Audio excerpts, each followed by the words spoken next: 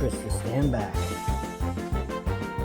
Stand back, way back in the back here or something. I think the best thing to do is pull it over. Yeah. Stand it up on end of it. Somebody get over the other side. I can. Let me see, I got enough room there. Okay, watch out, Christy. You get out of the way. You're on, she's on. All right.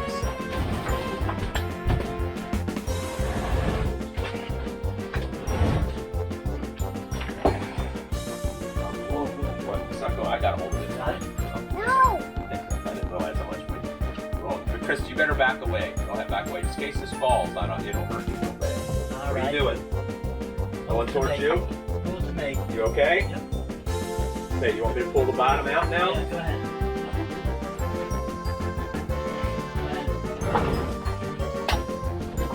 Get the back, okay? Yeah. Ready? Yep. What do you want to do? Go you. Yeah, keep going. Here goes. Let me come over there. Let me come over there. Ready?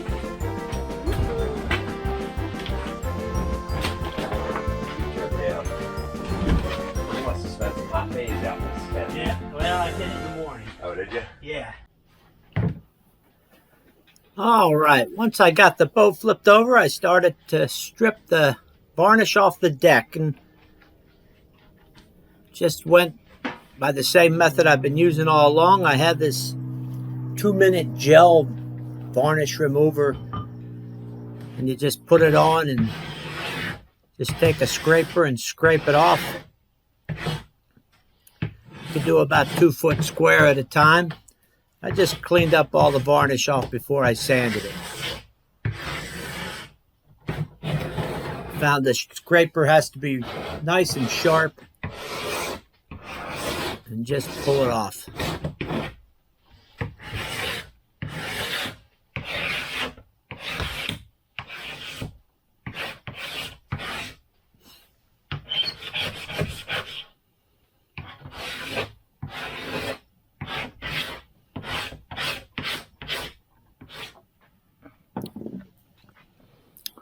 Once I did that, I decided to set the nails in about 1/4 inch. They were a little bit loose, so if I pushed them down 1/4 inch, they tightened the deck up. The boat's over 50 years old, and in all that time, it just loosened up a little bit. So I pushed the nails down, and what I was going to do was just varnish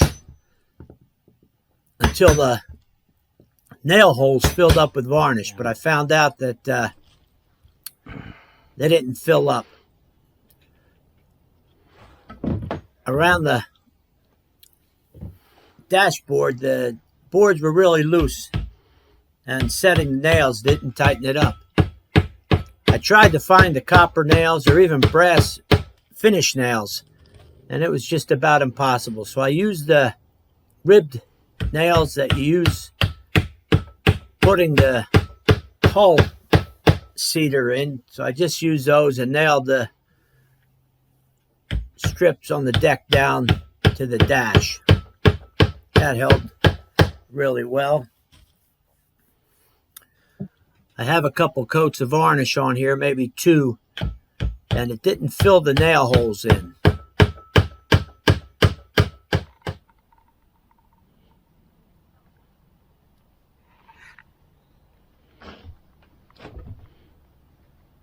So what I decided to do was clean the nail holes out with my drill and just fill them with a wood putty. That worked out real well. And I put 3 or 4 coats of varnish on top of that and called it a day.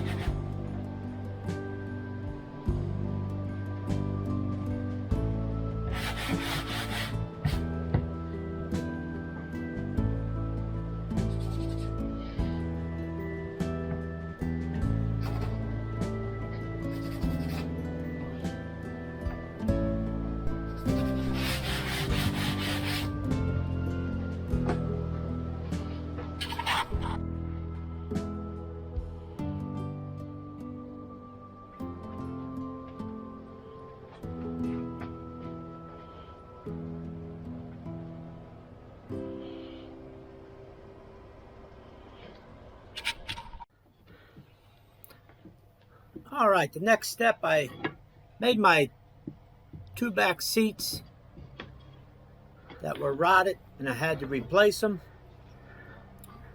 Apologize again for the camera.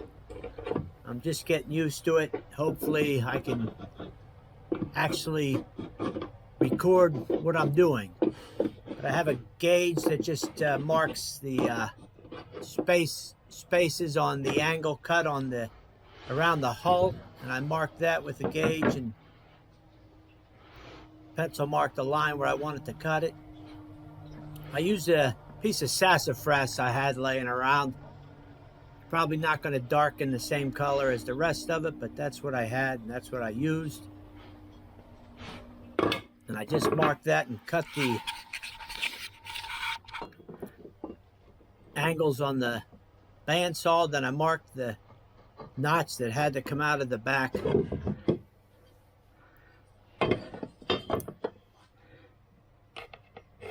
Transom. Once I got those cut, I pre-drilled them all and got them all ready to go in. I finished them. In the meantime, I'm scraping and taking paint off of the hull a little bit at a time, cleaning off the seats. Once I got those cut, I test fit them in there, and then I put a couple coats of varnish on them and had them ready to go in.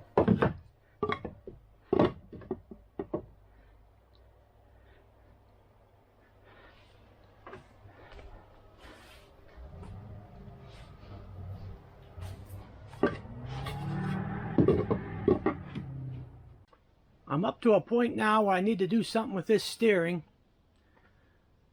I have the cables all over the place, and the steering wheel is kind of an interesting thing. I can't get it off to save my life. I have to think that it's some kind of a white metal, and the threads have just bound up. I don't even know how it comes off.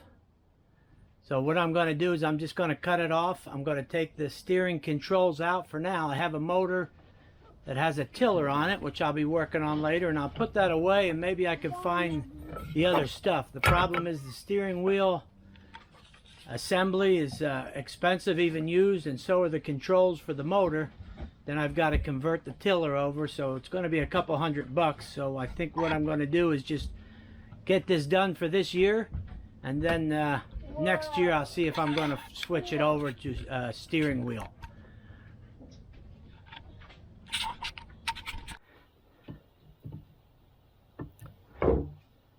What I did was just got a hacksaw and just kept hacking at the steering wheel.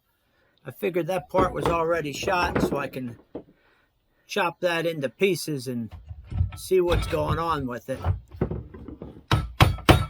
It was plastic, so I just used my chisel and just kept splitting on it. Finally, the steering wheel came out. I still really didn't know how it went together. There was a nut at the end, and I assumed that was what was holding it on, and I could not budge it.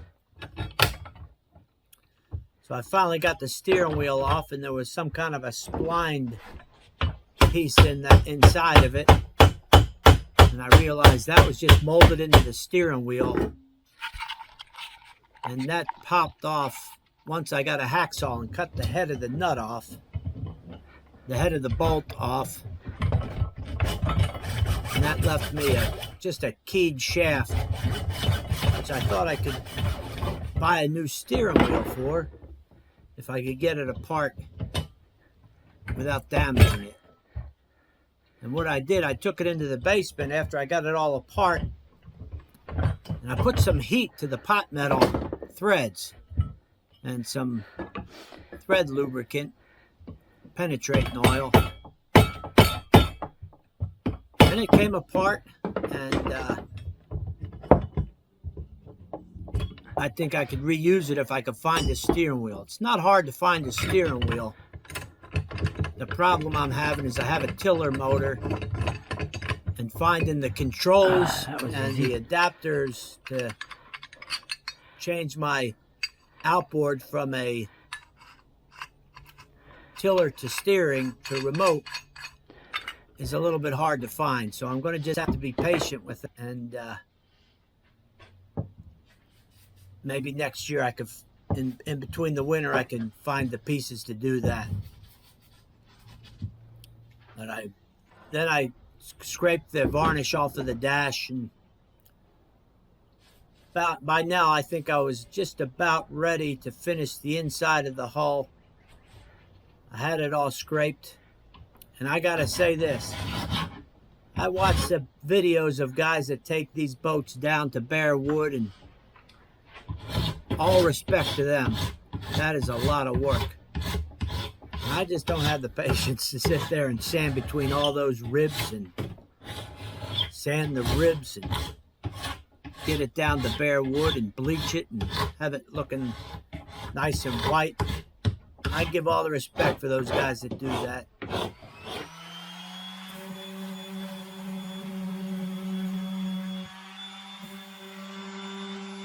So I just got my sander and sanded the dash down and